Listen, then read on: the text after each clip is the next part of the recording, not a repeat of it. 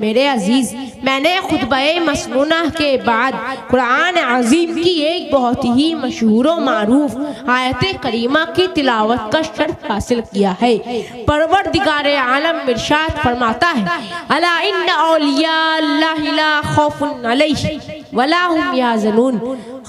بے شک اللہ کے ولیوں کو نہ کوئی خوف ہے اور نہ کوئی غم، اس لیے کہ جو خدا سے ڈرتا ہے اس کے دل میں کسی کا خوف نہیں رہتا، وہ بے خوف ہو جاتا ہے۔ اور آپ نے دیکھا ہوگا یا سنا ہوگا کہ جس کا دل خوف خدا سے خالی ہوتا ہے وہ دنیا کی ادنا طاقت سے بھی کانپتا اور لرزتا رہتا ہے، دنیا کی کمتر چیزوں سے بھی ڈرتا رہتا ہے۔ تو معلوم ہوا کہ خوف خدا سب سے بڑی طاقت ہے، خوف خدا عظیم ہتھیار ہے۔ پہلی مرتبہ ہماری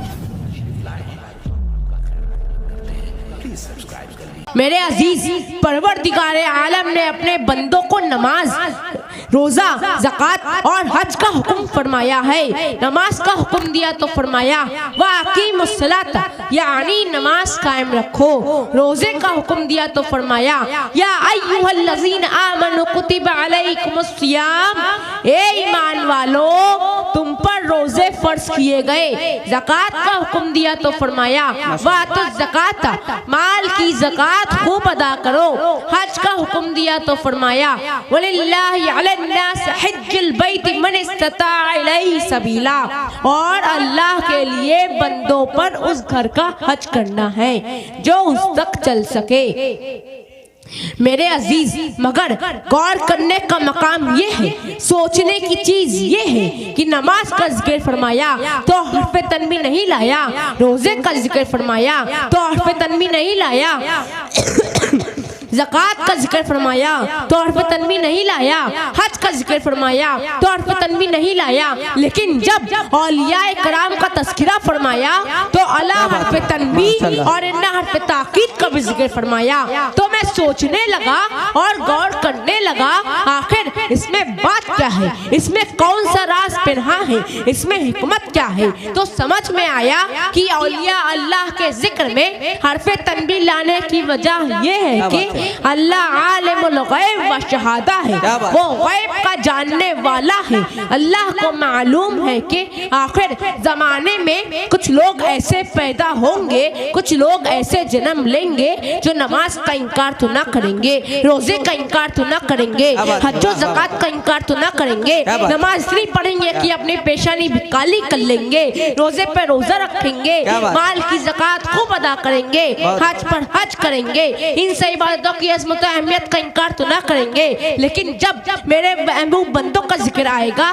جب اولیاء کرام کا تذکرہ آئے گا تو ان کے فضائل و کمالات کا انکار کریں گے، ان کی طاقتوں کا انکار کریں گے، ان کشف و کرامات کا انکار کریں گے۔ اس لیے اللہ نے جب اپنے ولیوں کا ذکر فرمایا، اپنے پیاروں کا ذکر فرمایا، اپنے محبوب بندوں کا ذکر فرمایا تو فرمایا الا ان اولیاء اللہ لا خوف علیہم ولا هم یحزنون، خبردار، ہوشیار، بے شک اللہ کے ولیوں کو نہ کوئی خوف ہے اور نہ کوئی غم۔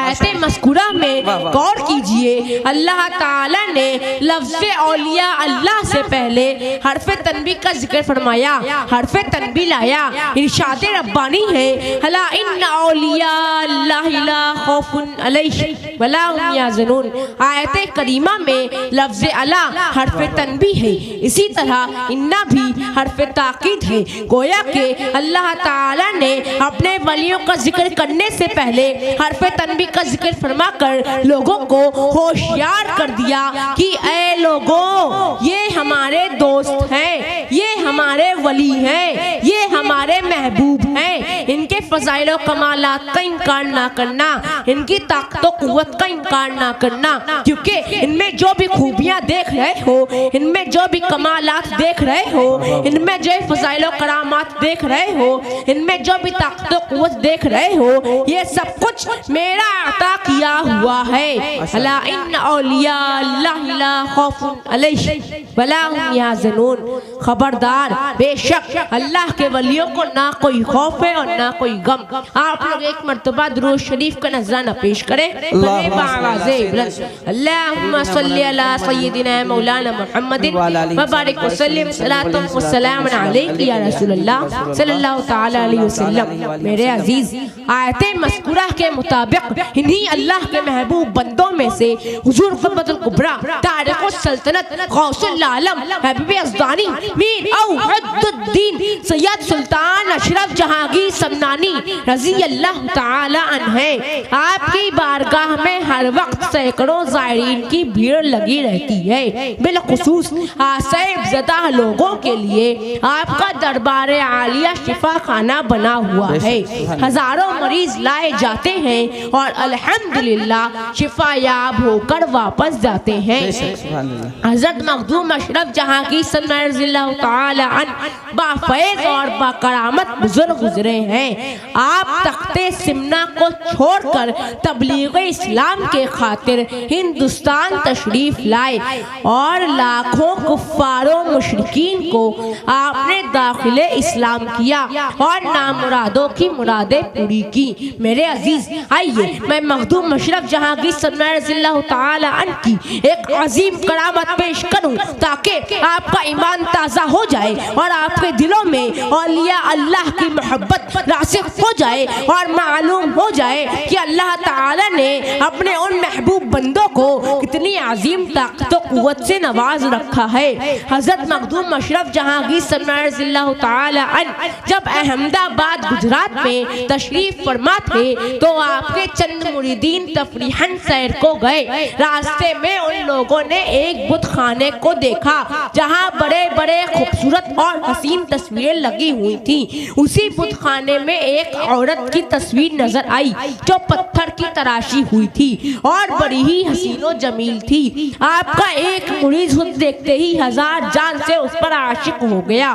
بت کا ہاتھ پکڑ لیا اور کہنے لگا, چل اٹھ. ہر چند یاران صحبت نے نصیحت کی لیکن ان پر کچھ اثر نہ ہوا. میرے عزیز, عشق نے جب اپنا اثر دکھایا, صبر و قرار, ہوش و حواس, شرم و حیا سب سے کنارہ کش کر دیا.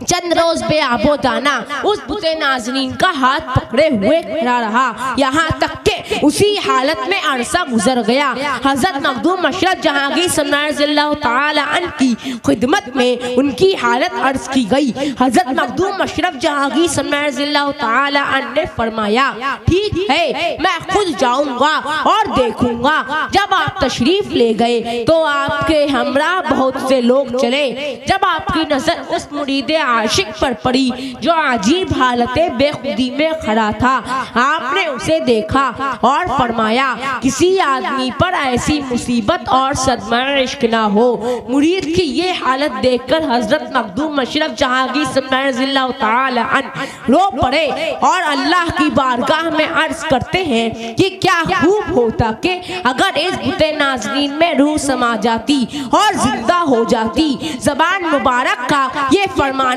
تھا کہ اس بت نازنین میں روح سما گئی اور کھڑی ہو گئی. مجمع میں جتنے لوگ تھے سب نے بلند آواز سے کہا, نعرہ تکبیر بلند کی. پھر حضرت مخدوم اشرف جہانگیر سمنانی رضی اللہ تعالی عنہ نے اپنے اس مرید کا نکاح اس بت نازنین سے کر دیا اور ولایت گجرات ان کے سپرد کر کے وہیں ٹھہرا دیا. پھر اس بت نازنین سے اولاد بھی پیدا ہوئی. میرے عزیز, اس پر ہم شبیہ غوث اعظم حضور اعلی حضرت اشرفی میاں فرماتے ہیں, جہاں میں ہے بڑا شہرا ولایت ہو تو ایسی ہو. جہاں میں ہے بڑا شہرا ولایت ہو تو ایسی ہو.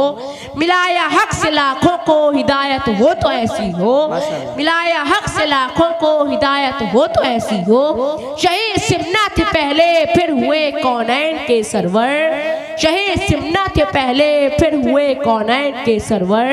ہدایت ہو تو ایسی ہو, نہایت ہو تو ایسی ہو. تکبیر, نعرہ رسالت, ہر ہاتھ اٹھے, نعرہ رسالت. فیضان مخدوم اشرف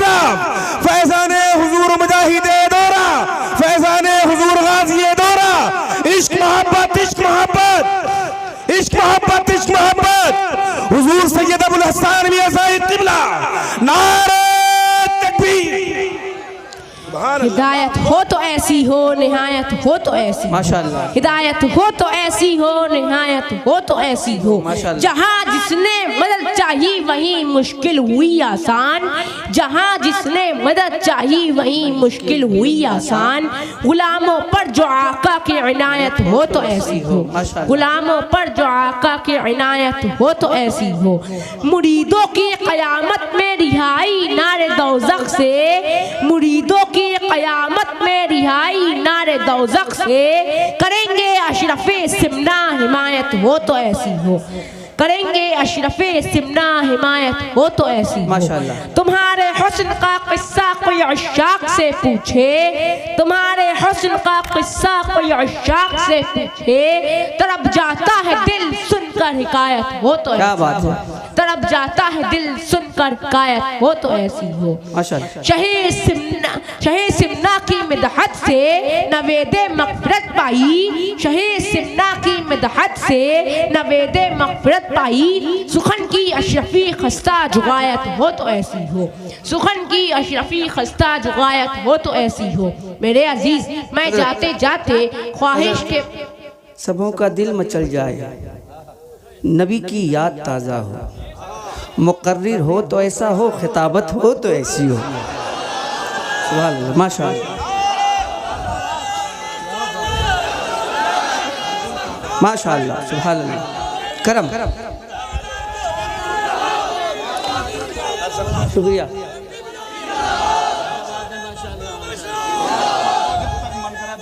سبحان اللہ ماشاءاللہ زندہ آباد اللہ اکبر ماشاءاللہ سبحان اللہ میرے عزیز میں جاتے جاتے خواہش کے مطابق مجاہد دورہ کا ایک لکھا ہوا کلام آپ کو سنانا چاہتا ہوں آپ تمام حضرات ایک مرتبہ درود شریف کا نذرانہ پیش کریں پڑھیں باعث بلند اللہم صلی علی سیدنا محمد صلی اللہ علیہ وسلم السلام علیکم یا رسول اللہ صلی اللہ تعالی علیہ وسلم کون کہتا ہے کہ لفظوں کا خزینہ لکھ دو کون کہتا ہے کہ لفظوں کا خزینہ لکھ دو دل کی تختی پہ میرے لفظ مدینہ لکھ دو دل کی تختی پہ میرے لفظ مدینہ لکھ دو موت آ جائے اگر گنبد خضرا کے قریب موت آ جائے اگر گنبد خضرا کے قریب ایسے مرنے کو بھی تاریخ میں جینا لکھ دو ایسے مرنے کو بھی تاریخ میں جینا لکھ دو مشک و عنبر کو بھی ملتی ہے جہاں سے خوشبو مشک و عنبر کو بھی ملتی ہے جہاں سے خوشبو سب کے حصے میں اسی گل کا پسینہ لکھ دو سب کے حصے ماشاءاللہ سبحان اللہ سبحان اللہ مجاہد دورہ مسلک اعلیٰ حضرت حضور فیضان مخدوم اجرام نعرہ تکبیر سب کے حصے میں اسی گل کا پسینہ لکھ دو جس کی تقریر سے توہین رسالت ہوئے جس کی تقریر سے توہین رسالت ہوئے